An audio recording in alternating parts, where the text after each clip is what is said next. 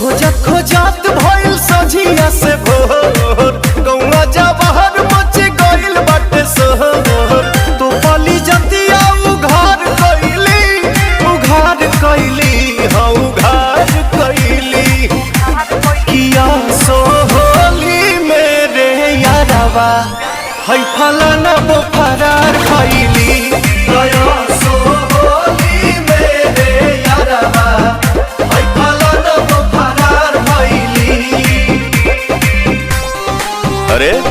विकियो का फेरा में रहता है, हो सकता है गौवा का लोगवा खिलाड़ सारा कहता है